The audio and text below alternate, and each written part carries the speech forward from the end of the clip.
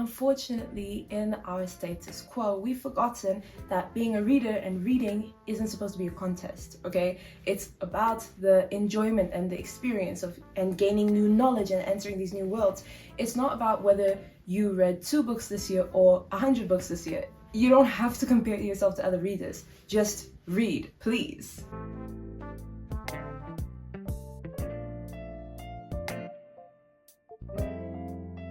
Hello my lovies, I'm Lilian-Lee and welcome to my library.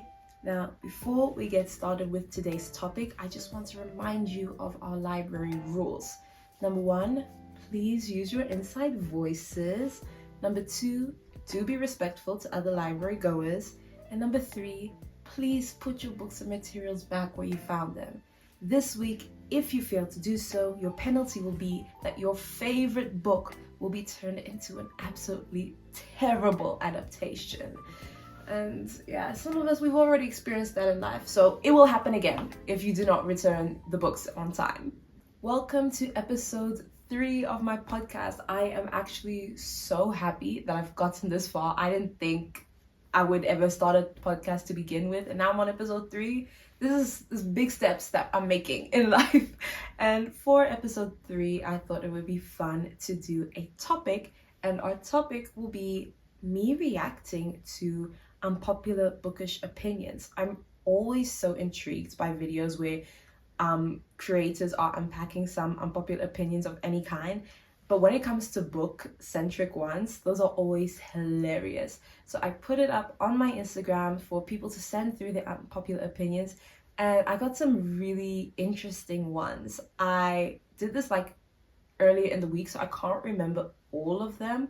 But yeah, when I react to them, it's just gonna be a fun experience. So I'm really looking forward to that for today's episode. Before we officially get started with the reaction, I wanted to show you guys what books I got at the library this week. So I like to go to the library. I don't go too often because I get really busy with my studies, but when I do go, I make sure that I walk away with books. I don't like to go to the library and I don't take books away, and sometimes that happens, but I got books this week. So I got 3 new books that I'm borrowing for the next 2 weeks, because that's how long you can borrow books at my library without fine.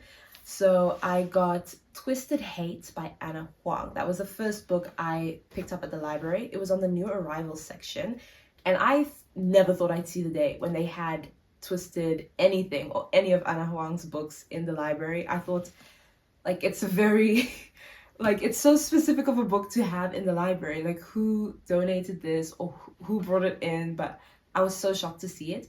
And it's the only book they have. There's Twisted Love and Games that come before this book, but they only have Hate in the library.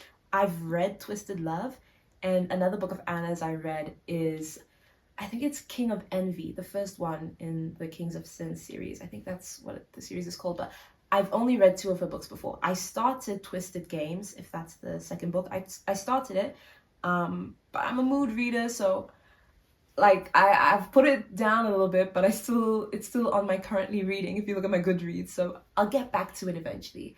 But I'm really excited to see what Twisted Hate is about. As far as I know, it's an enemies to lovers romance, and it's also a best friend's brother. So the main character in the first book, this book is about her brother and her best friend, but they've like always hated each other, and now, well, of course they're going to fall in love. Why wouldn't they fall in love? I do like Anna's writing, even if I've only read 2 of her books. I did enjoy them. I just ventured off into other sides of romance. I started reading more YA and more fluffy romances, but her writing is good. I like her stories. I think I will enjoy this, and from people I've spoken to, Twisted Hate is one of their favorites, but we'll see what happens. So that was the first book I picked up. Then, as I got deeper into the library, I went and got Mr. Wrong Number. So this is by Lynn Painter, and for those of you who know already, Lynn Painter is one of my favorite authors. She is so cool, so amazing. And as far as I know, Mr. Wrong Number is an adult book. She writes like predominantly young adult, and I love her young adult work, but this is my first adult book of hers. This is also the only book at the library that they have of this author, just like with Anna Huang's books. This is the only book they have, so I was really shocked when I found this in the at all. But I'm excited to see how it goes. I don't know what this book is about. I just do know that people do think it's good. I haven't even read the blurb for this. I just walked past a shelf. I saw Lynn Painter. I'm like, oh, I'm taking that. So I haven't read the back. I don't know what it's about. I'm just gonna go in completely blind. I like going to books not really knowing what's going to happen, but people say it's good. They say it's good. And maybe that's a topic for another day. Maybe just because you know the tropes, you'll just read the book and not really want to know what it's about. That's something I'd like to discuss someday. But the last book I got from the library is Normal People by Sally Rooney. Now, if you listen to my previous episodes, you'll have seen or heard that I said that I'm currently reading Normal People and Emily Henry's Book Lovers, I think it was. Yeah, Book Lovers. So those are the two main books I'm reading currently. Normal People, I was reading on ebook, but I saw it at the library. I've never seen any of Sally Rooney's books at my library before. So actually, this is a big week for my library. This was a nice haul because this is, I think, the only Sally Rooney, and then it's the only Lynn Painter and Anna Huang. So like they went up and out for me. They knew I was coming. They're like, hey, you got to get these books on the shelves. Lilian-Lee is pulling through and she wants these. And I was like, hey guys. And they're like, hey girl. And this is where we got to. So these are the only books of these authors at the library. And they're all books I really think I'm going to have a good time with. So I think my next book review will likely be Normal People, since I've already started this book. I'm about like 10% in, but I think I'll get through the physical book a bit faster, especially since I'm going on university recess soon, so I'll have a little bit more time on my hands. But yeah, these are the books I got at the library this week. But now let's get into what we came for today. I think this episode will be on the shorter side, but we'll see how things go. I might be speaking too soon. But yeah, let's just dive into it. Our first unpopular opinion is sometimes the movies are way better than the books. Exhibit A, The Hunger Games. Ooh, I am going to have to agree with this opinion. There have been many occasions where I enjoyed the movies way better than I did the books. But I can also agree that sometimes the movies and the books, for lack of a better word, complement each other. You know, there's aspects of the movie that shine in a way that they couldn't shine in the book, but there's aspects of the book that shine in a way they couldn't do with the movie. I'm just going to take a personal example where I found that the movie was way better than the book. And unfortunately, this might upset some of y'all. For me, that was To All the Boys I've Loved Before. I first watched the movie way back when it came out, the first week it released on Netflix. I watched the movie, and then a friend of mine had the full book series and she lent me the books. I read all of them on a weekend, and I hate is a strong word, but I strongly disliked the books. I don't know, I can't remember what it was about them. This was like 2019, 2020, around that time. I could not stand the books. Maybe it was because of the writing style, maybe it was because of the way the characters were portrayed, but I just genuinely despised the books.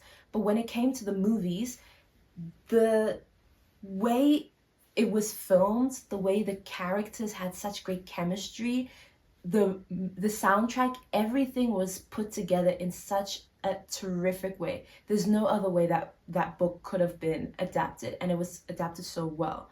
But those books, they really upset me. Another example is, and I haven't read these books, but I've heard a lot of what people say when it comes to the Shadow and Bone books. So people really dislike the main character in the book. I think her name is Alina or something.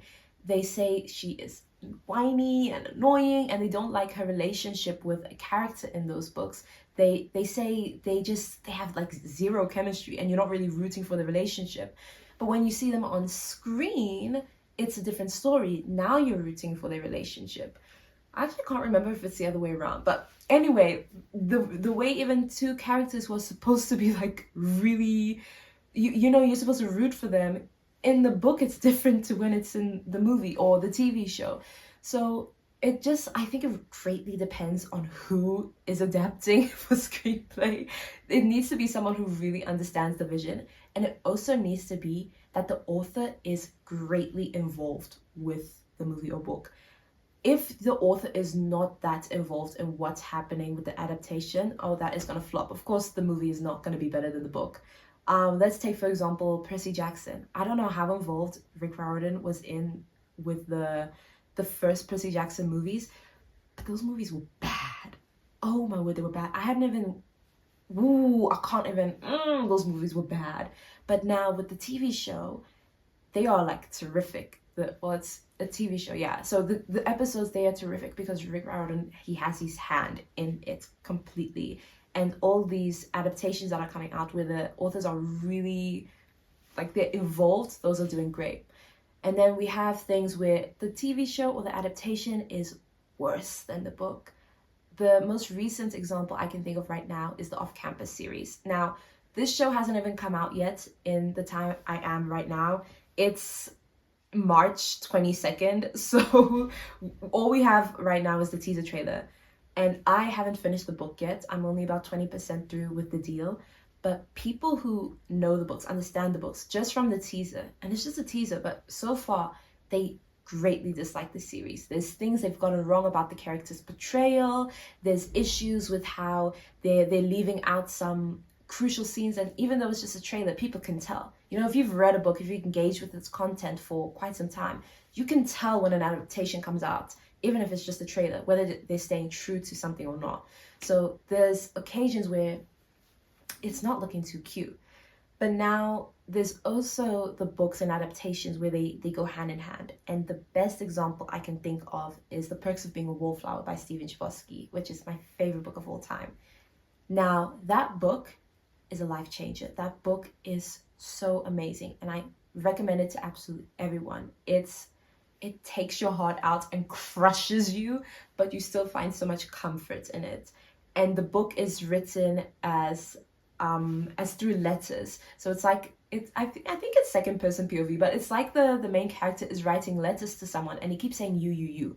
And I like to think of it like he's talking to me. It makes it feel more personal. So he's writing letters and you're reading these letters and you're learning about his life and the way he's going through high school, and it's very well put together.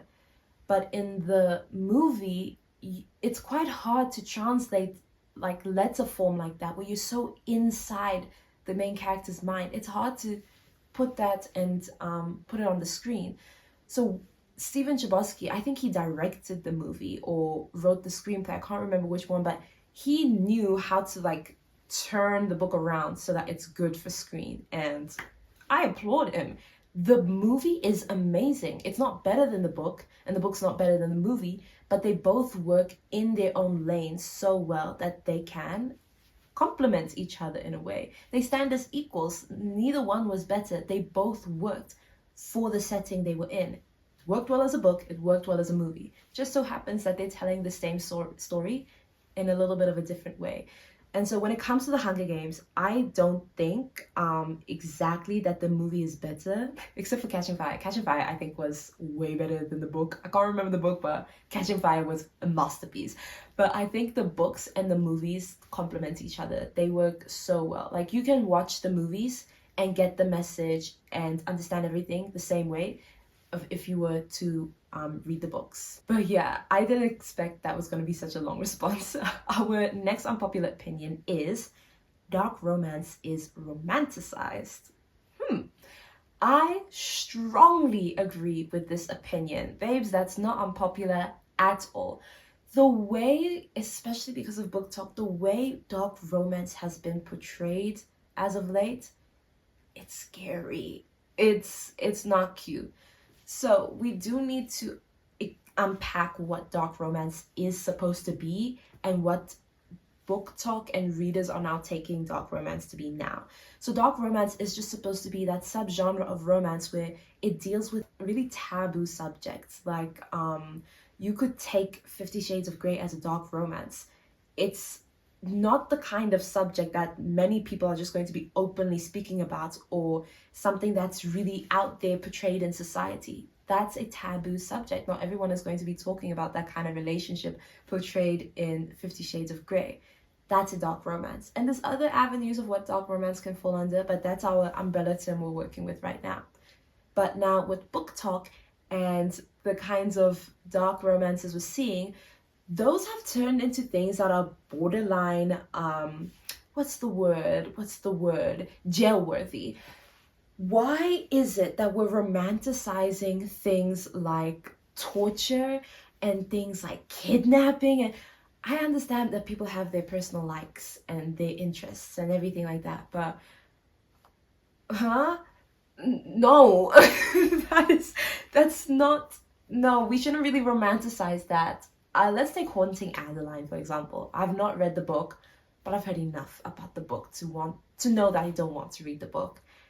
And there's a scene in it where it got really popular on Book Talk, especially because people were like, what? He's so hot for it. But the girls who know. It's a scene that just, if you take it out and apply it to real life, you would think, my days, this man needs to be sent to prison. Just the whole premise of the book, why are you stalking her? And I get that some people might be into that, but we should not be romanticizing this, because this has potential to be a reality for someone where that's not romantic at all. Some people are getting stalked in their daily lives and they're not finding that romantic.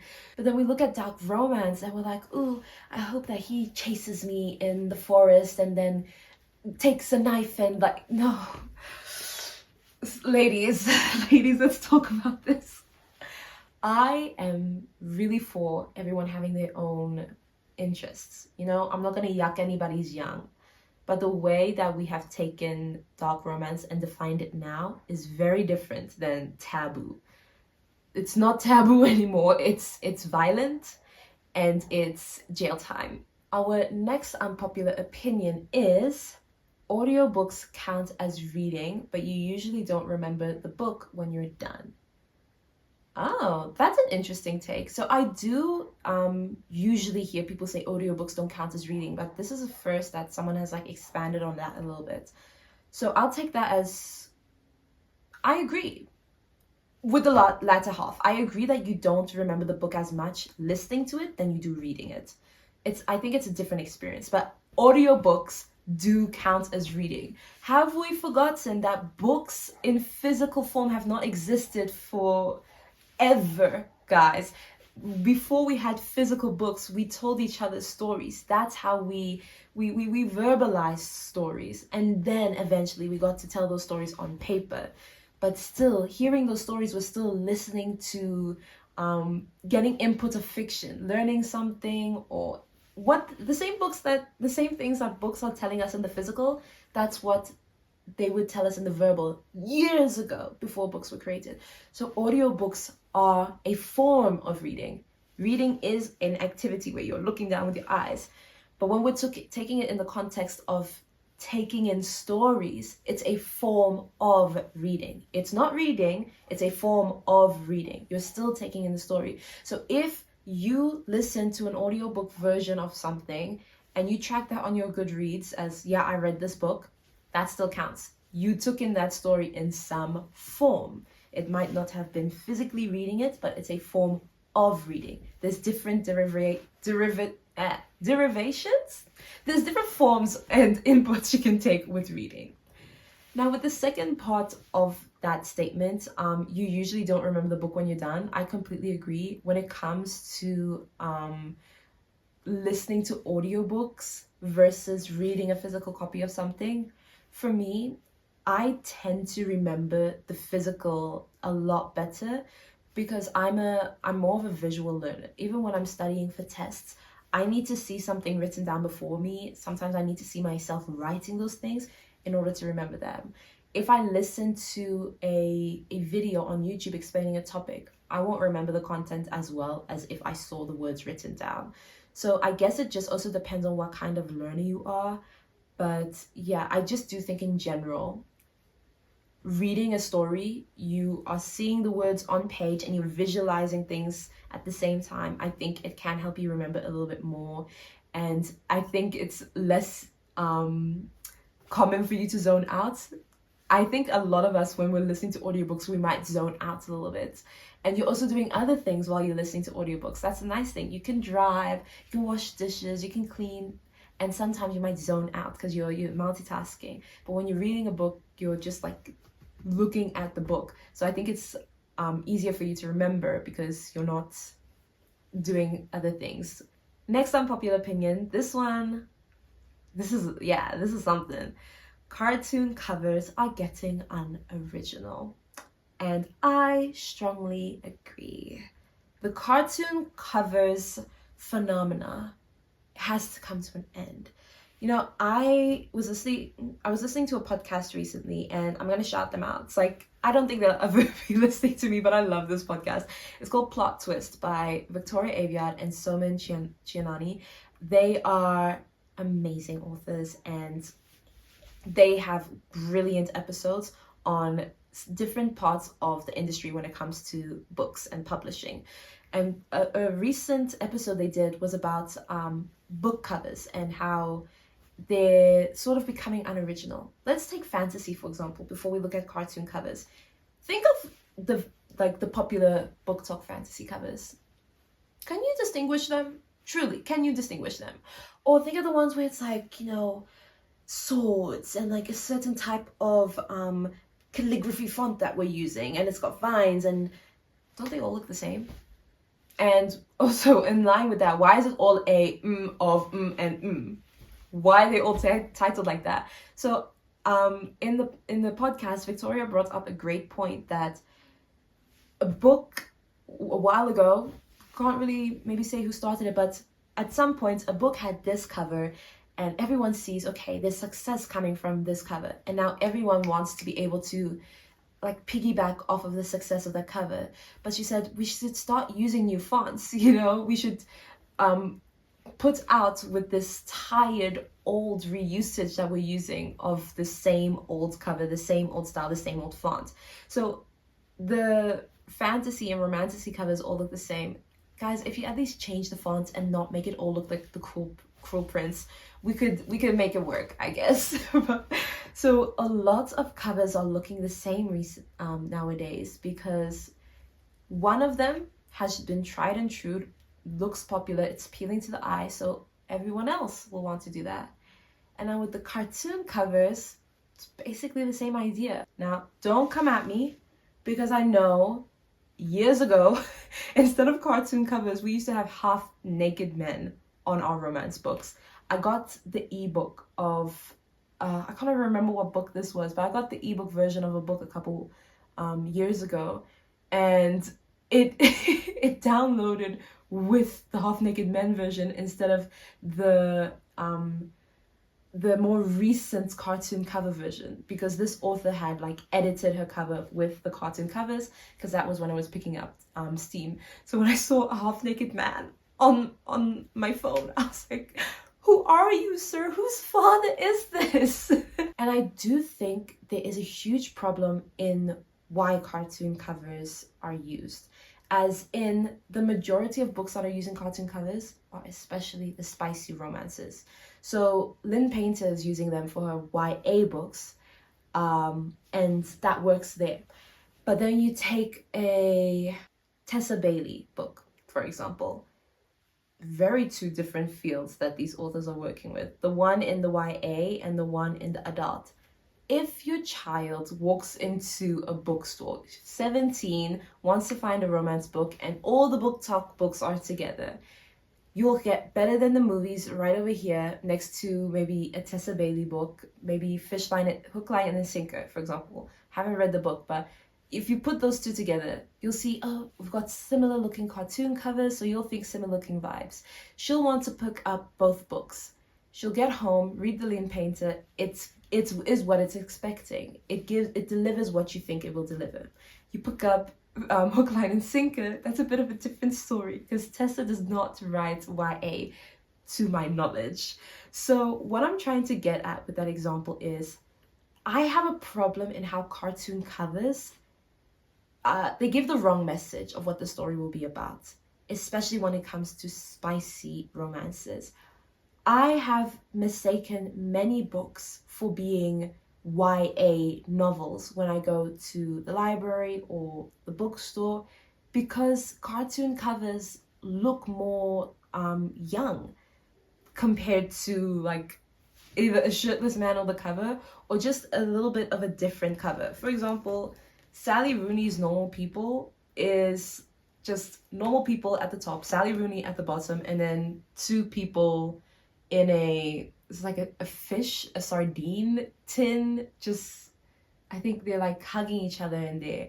So it's not really like a cartoon cover compared to some of these book talk romances. So if you want people on the cover, if you want a cover that stands out, you could do something like this. Play with the font, play with where the letters are, play with some different pieces of color, play with different elements like flowers or things that come from the book that are like Easter eggs. Do that. But when it comes to cartoon covers, you're expecting a young book and you go in and it's not a young book. And that's not to say that spicy romances are bad at all or that we shouldn't use cartoon covers with spicy romances. It's just that these cartoon covers, the way they're all used and the way they sort of look copy and paste of each other, they make it seem like we're getting a younger book than it actually is, and that's just not true marketing in my opinion. So I think we should like put the cartoon covers to bed for a moment. They can come back in a couple of years, but let's put them to bed and let's think of other ways to do covers for our romances. I think cartoon covers can stay in YA spaces because you assume a younger book, let it actually be a younger book. Like for example, the Lynn Painter books, her YA books. But when it comes to adult books or maybe books that just aren't for young adult readers, maybe it doesn't have like hard-hitting themes, but it's just not for YA readers, you don't have to have cartoon people on the cover. So if you're still going to use cartoon covers, let's just shake up what we do. Let's change the font. Let's put other elements on top instead of two people looking hot and looking at each other. That's just my opinion. Next unpopular opinion. People don't go to libraries anymore. Not just university ones for textbooks, just a normal library. And I agree with that. I strongly agree with that. No one is going to libraries anymore, and it hurts.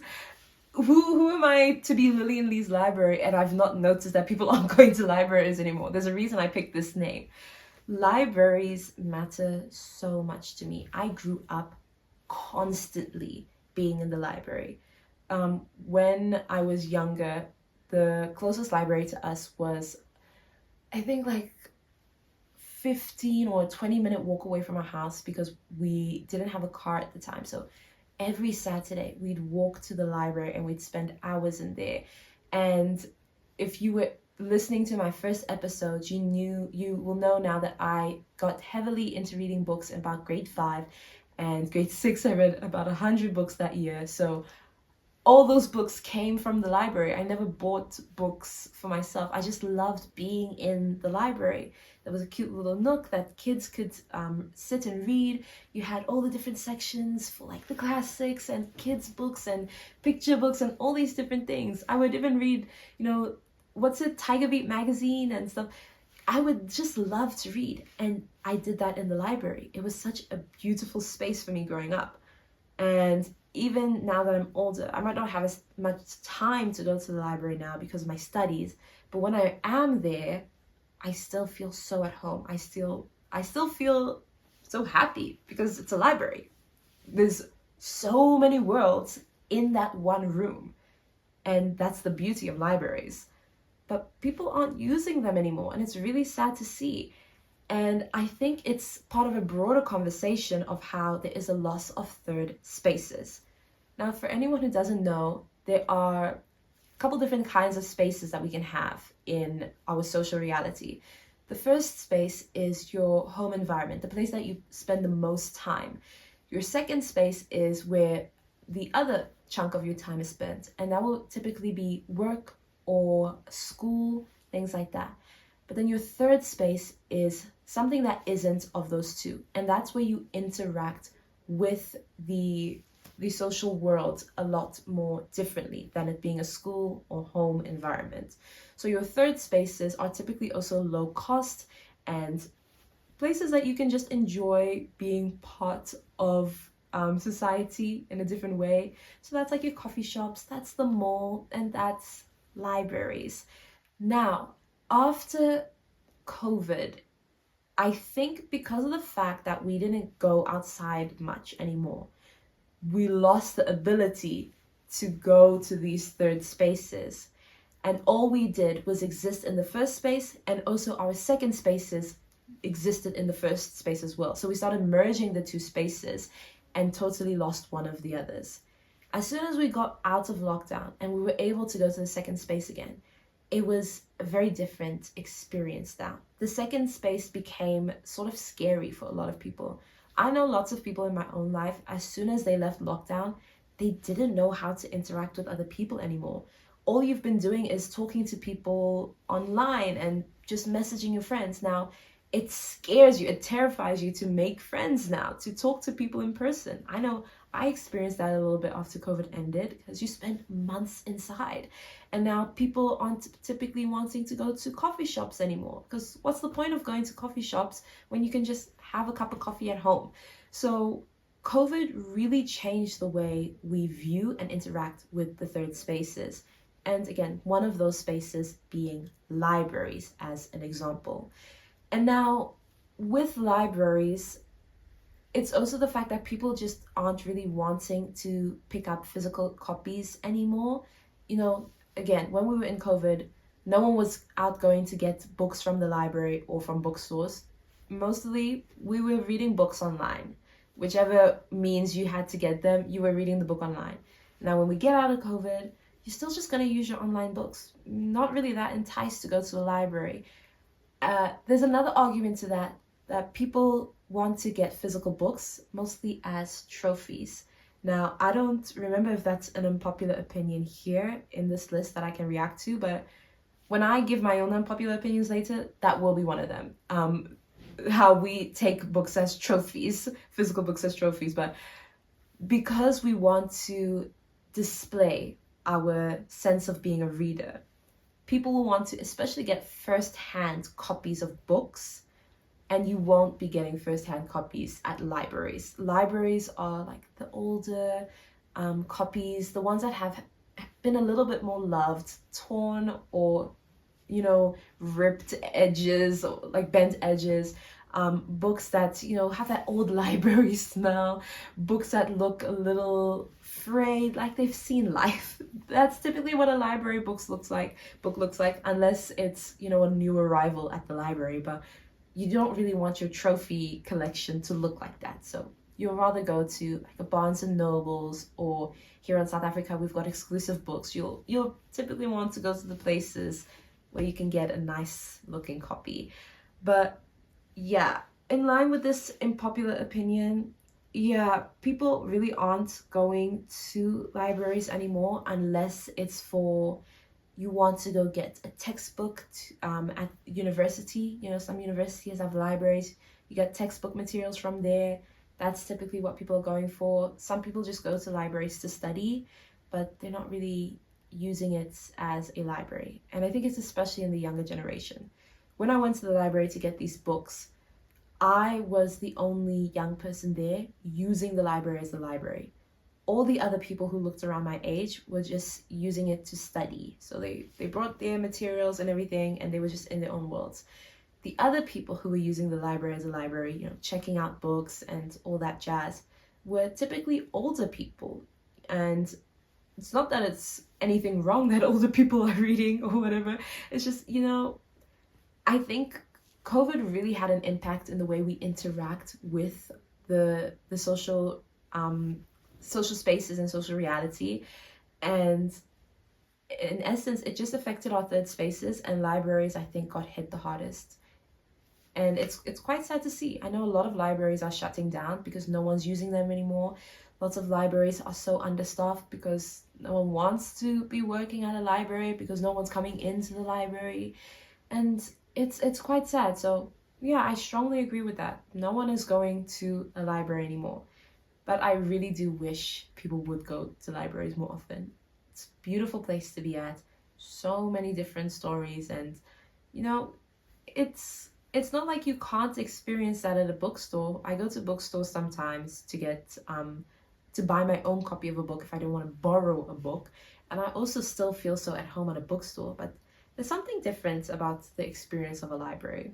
Our next unpopular opinion is very close to another opinion I just have skimmed and seen as well. So I'm going to do two opinions at once because they're quite connected to each other. So first one is popular books tend to be very bad, and book talk has ruined thinking critically when reading. So if I take that first comment, popular books tend to be very bad, I'm going to take popular books as book talk, because in my opinion, when you're thinking of where to find out what's popular at the moment, you venture to book talk, because that is what really catapulted reading into a whole other dimension. And if you want a quick, easy way to find out what's trending in a genre, what's the best enemies to lovers book, what do people think of this new book that came out, book talk is where you go for your information. That is like, it's Goodreads, but you know, better than Goodreads in a way. So book talk is where the popular books are being circulated, and that's where you find that information. So that's how I'm taking that one, and that's why I think it relates to the opinion book talk has ruined thinking critically when reading. And the reason I'm going to link it is because I think it's the same kind of idea, that we don't read critically anymore because of book talk and the kinds of books that book talk makes popular and pushes out. Now, this has been a very controversial topic in reader spaces for quite a while, but I do think it is an important one to address. And I agree with this comment that book talk books tend to not be of the best quality, but it's also the fact that the algorithm is pushing what people are enjoying most. So we have to understand that there's two sides to this. I'm not saying that every book that's made popular on book talk is a bad book. It's just that sometimes the good praise about a book tends to overshadow the bad things about it, the bad comments and opinions made about it, you know, the negative ones, I mean. So we tend to not see the negative aspects to a book, and so when it's made popular and it's like, okay, you should read this book, it's so amazing, it will change your life, and then you read it and it's like not really good, you tend to start associating book talk with bad recommendations, bad books. Because the other thing that comes in when it comes to book talk is it's built off of hitting beats. It's built off of the fact that people want to satisfy particular needs, and book talk will give that to you. And what I mean is that if you're looking for an enemies to lovers romance, search that into book talk. People are going to be giving you those recommendations, and it will be typically newer books that have come out that will be these recommendations, because book talk is not just for readers, it's also for authors. Authors are using book talk as research. If they see that enemies to lovers stories are trending, an author will want to hop on that bandwagon and create an enemies to lovers romance. And because they're hopping onto that, it will typically be in a short time frame that they will turn around the story so they can release it while the traction is still good, while it's still popular. If you had found out that dystopian books were popular in 2014, and here in 2026 you want to release a dystopian book, it's not going to hit as good as it was back then, babe. It's going to be a bit different. Rather, if when you were in 2014 released the dystopian book then, at least you would fall into the world that dystopians were revolving in, and your book could be picked up somewhere and it could get some good audience, some good praise somewhere in there. So if an author is looking at book talk and seeing enemies to lovers romances, pirate romances, romantasy, that's what's being the buzzes on Book Talk, of course you're going to want to write that book. I've looked at that on Book Talk and thought, hey, I should write this. This is what people want to read right now. It's good research. It's good to see that on this social platform, this is what people are talking about. Let me try and write that. But because you're trying to write it so quickly, it might not be that good. And I mean that structurally. It tends to be that a lot of these books that are being turned out so quickly, they have not gone through enough rounds of edits. There's so many plot holes, so many grammar mistakes, so many problems where you're like, babe, is this just the second draft? I'm sure you could have gone maybe on to third draft. You could have edited a little bit more. We could have developed the story a little bit more. So I think when we say Book Talk books tend to be bad, I think it's just authors want to hop on too quickly when it comes to the craze surrounding certain trends in books. You want to hop on too quickly that you are sacrificing quality for wanting your book to go viral, or wanting your book to be consumed and consumed and consumed. Wouldn't you want to write a good story? It's okay if you're a couple months late to the party. If your book is good, people will still read it. And I don't mean it to be mean, but it's okay if you're a little late. You don't have to create that book right now because you see that this thing is popular. If you are able to create it right now and the book is well formed, I'm so happy to you. Props to you that you could make that turnaround time.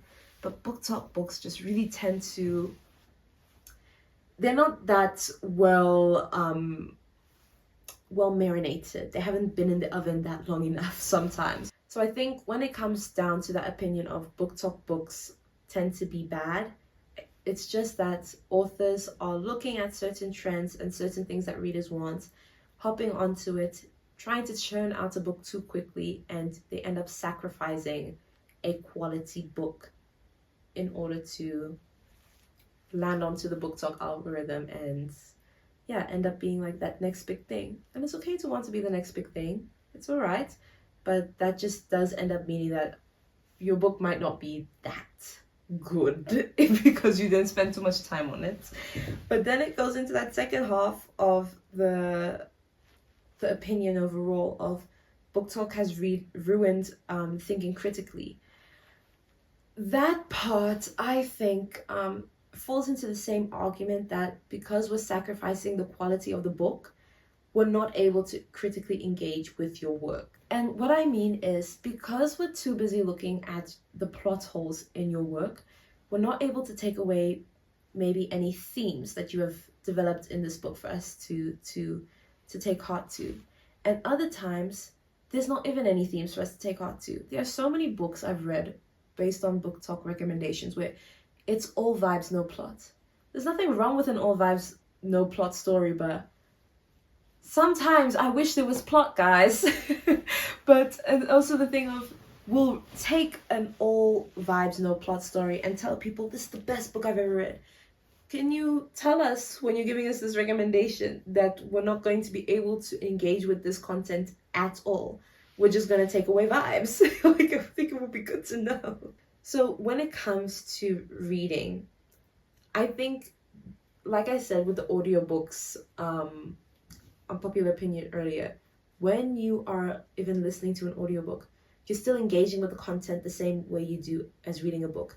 You're taking it in, you're processing it, you're maybe applying this to your life, applying this to your outside world. But because of the way Book Talk has changed reading for our all vibes, no plot structure, we're not really looking at books to engage with them anymore.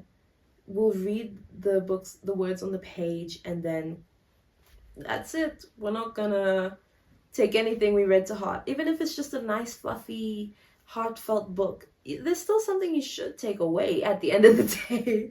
But now, like, we're not thinking critically anymore. I think what I'm trying to get to is that Book Talk is very interesting.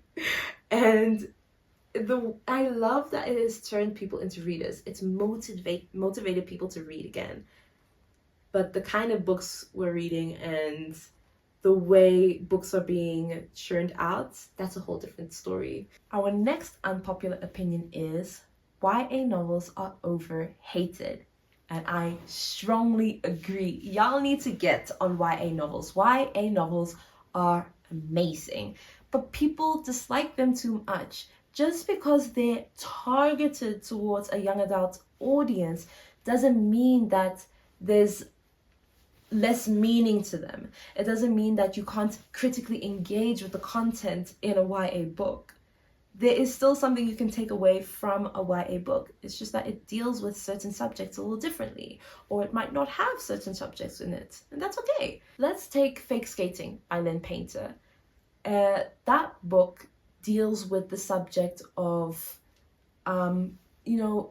pressure from your family, from teammates, from other people in your life, the pressure that they can put on you to succeed, whether knowingly or unknowingly, and how everything can end up depending on you. And if you fail, everyone else's world is going to come crashing down. In my review, I mentioned how, and this isn't a spoiler, but how one of our main characters, Alec, he has this overwhelming pressure upon him to succeed in his hockey career, because if he doesn't succeed, then where's the money going to come from to go to university? Where's the cash to pay bills for things?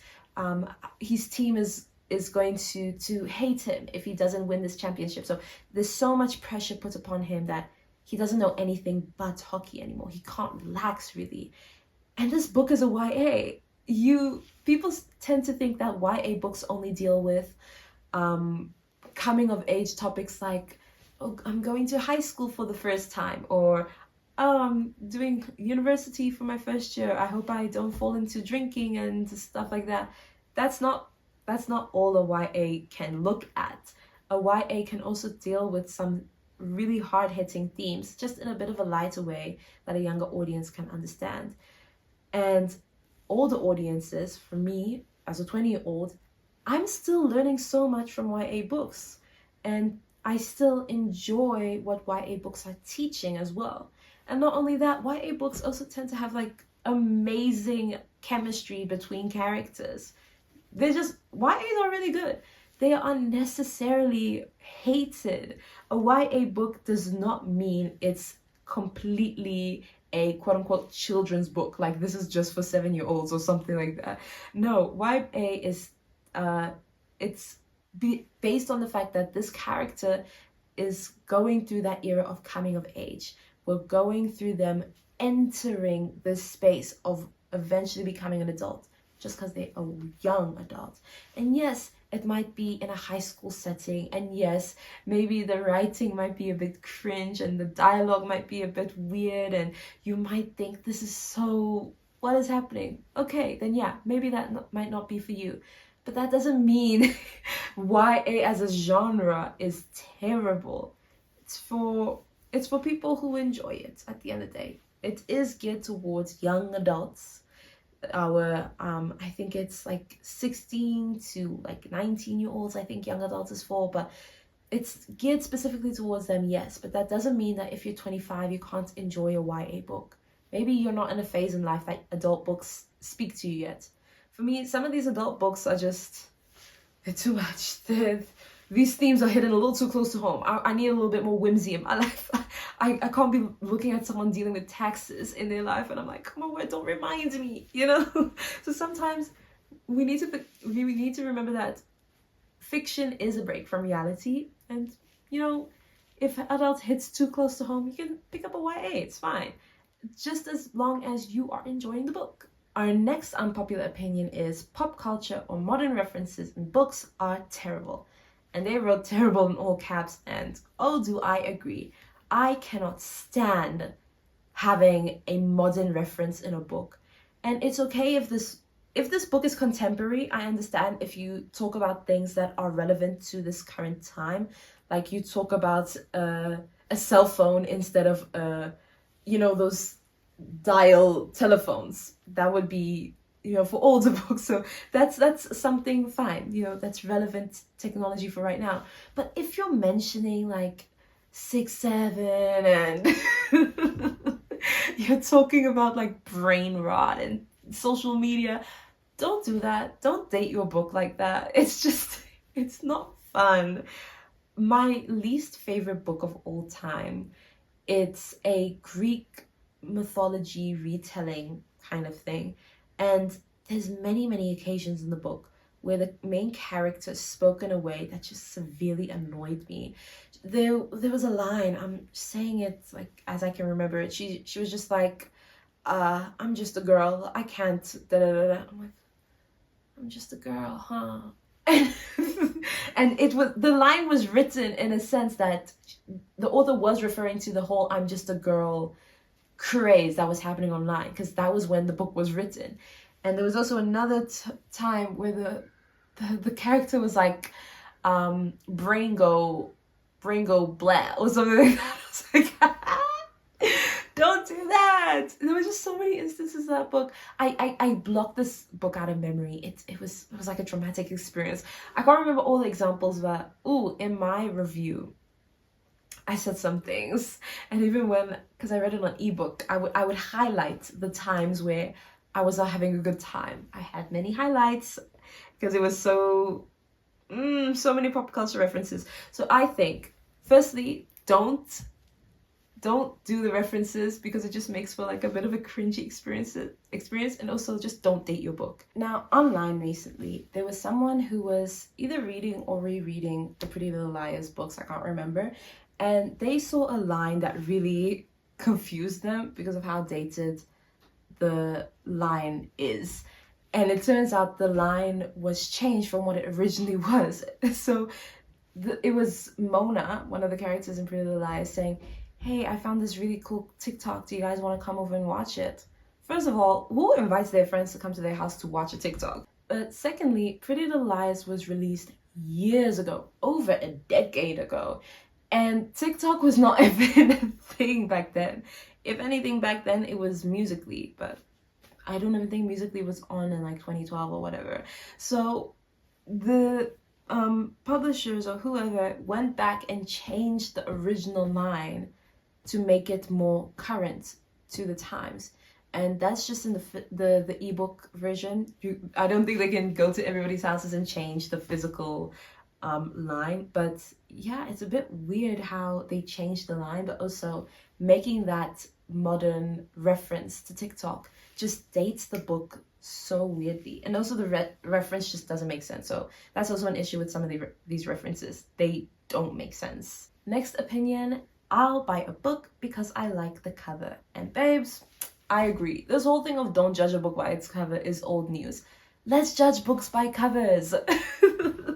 But what I mean is, I'll look at a cover because it's my first impression of a book.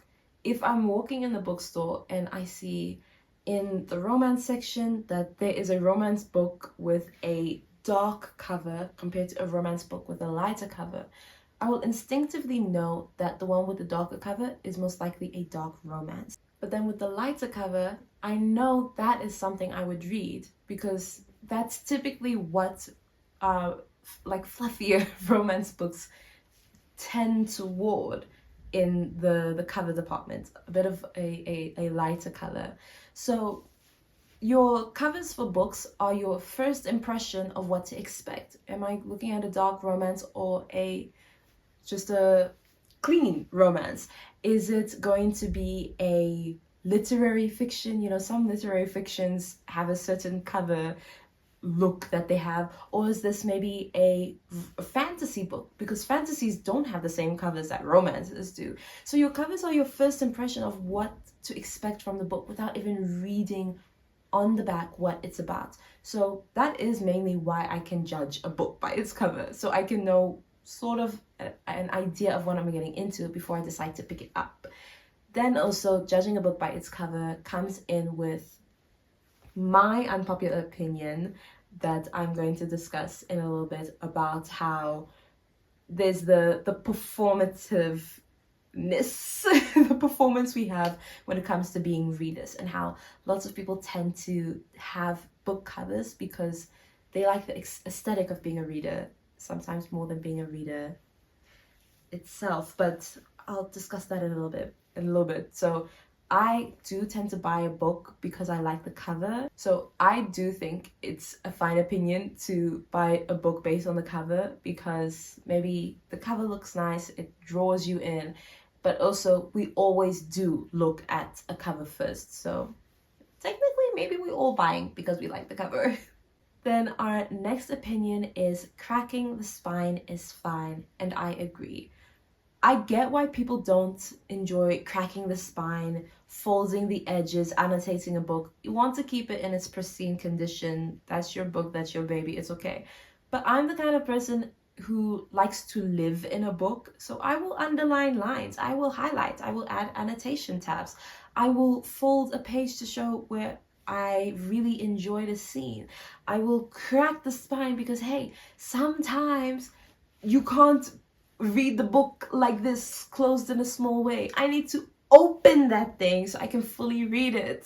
So cracking the spine is okay. For me, it also shows that you have experienced the book a little bit more.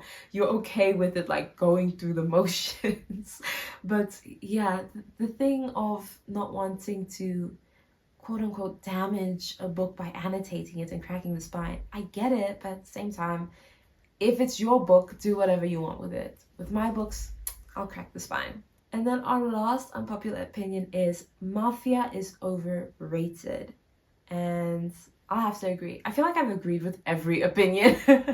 I do think Mafia books are a bit overrated, and the Mafia stories.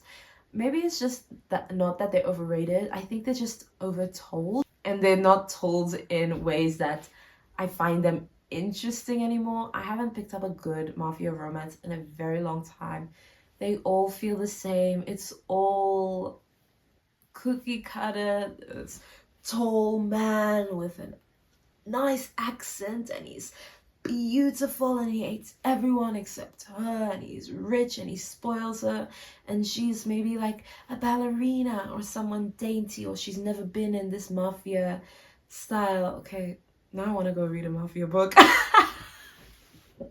Now I want to go read a Mafia romance. I'm no better than anyone. Okay, the formula low-key works to entice me, but then when I get into the book, it's the same as every other one. So they're overused and overrated. I don't think Mafia books are everything that they've been hyped up to be. Maybe I just need to find a good one. No, leave a comment of your favorite Mafia romance. Maybe you can change my mind about them, but that's how I'm feeling. So to end off, I want to tell you guys my unpopular opinion. So I've been hinting at it every now and then in the video because it applies to quite a few different subjects, but my unpopular bookish opinion is that people are performing being readers. And this is especially when it comes to having trophies of books. But yeah, I think people are more in love with the performance of being a reader than the actual experience of being a reader. And it's going to sound a bit controversial, but I think it started a lot with Book Talk. But I will admit that Book Talk has been extremely beneficial in getting people to read again. I give all roses to how the Book Talk community has gotten so many people back into reading, people to start reading. It has grown readership exponentially. It's beautiful how many people read now. But at the same time, I think a lot of people just enjoy that aesthetic of what it looks like to be a reader. And when you think of a reader, you think of someone who has like all these cute little books, and now we look at my background and I look like I'm performing reading, but you've got these cute books, you've got a certain way you dress sometimes, you got certain music these people listen to. You tend to associate being a reader with a higher level of intelligence, and not all the time is this the case. If you read, that doesn't mean you've got physical copies of books. Some people I know only read on ebook because they can't get a physical copy. Some people I know listen to a music genre that is way different from the type of books they read. I know people who like to read books, but maybe their level of intelligence isn't what you would expect of a reader. And people expect readers to be geniuses, like Einstein level. And not all of us are like that, you know?